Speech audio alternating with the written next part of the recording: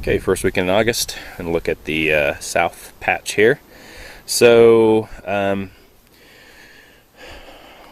let's start up in this corner here. So this is our hot Laotian. This is one of the late season transplants that we got from the nursery, and it's like most of them has done not very well.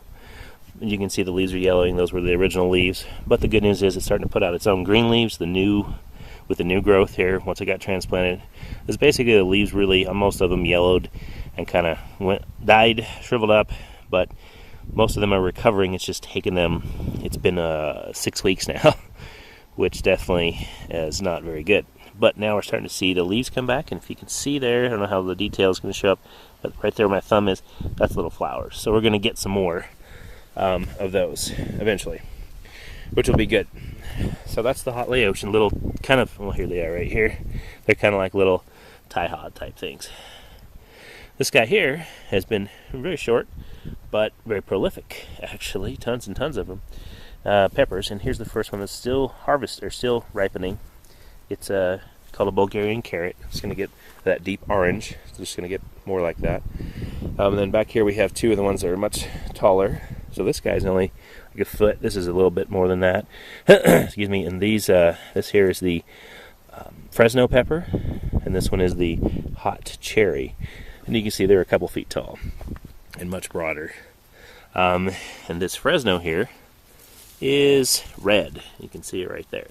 I picked a couple. Haven't tasted them yet, but it's very prolific. There's a couple dozen peppers on there.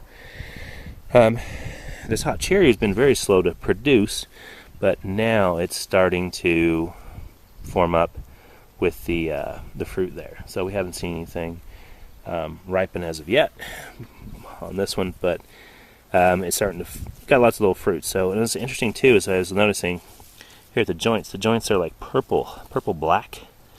It's very unusual, I thought, but anyway, we'll wait to see how they taste there. And then our other little late season transplant here in this batch was the Cayennetta. And it was the only plant that didn't have leaves really, or the only pepper plant that didn't have all its leaves die off, because it's a very small and compact plant anyway. But it is here, and it has now finally started to put out some new flowers. So there's a flower there, and there's one that's open right here. So excited for that. Hopefully we'll see some new Cayennetta peppers. And that is that part. Now we'll go back here, and we'll be here. So we've got our hot wax. I picked a bunch of the really long, like 8 to 10 to 12 inch ones the other day. These plants have been very productive. This one's obviously getting kind of overrun by the serranos. The serranos are very prolific. They grow very tall. This is probably 3.5 feet tall. Normally hot pepper plants most of the ones I've seen haven't gotten quite that tall, but as you can see, the hot waxes are much smaller, probably 2 feet. These are 3.5.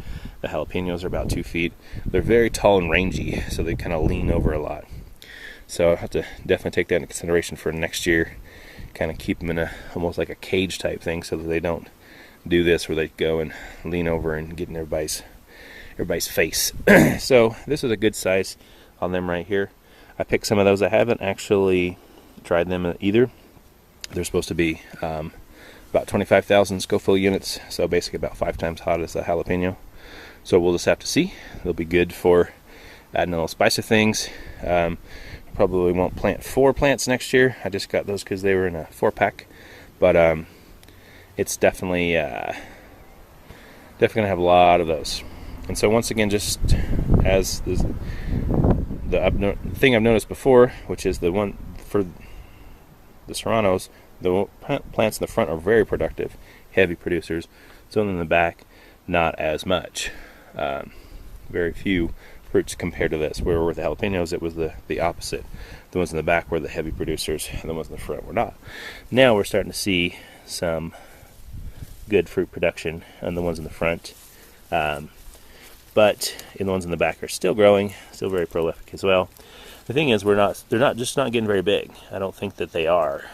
This one's probably, 2 inches. They're not just not getting very big, which is fine.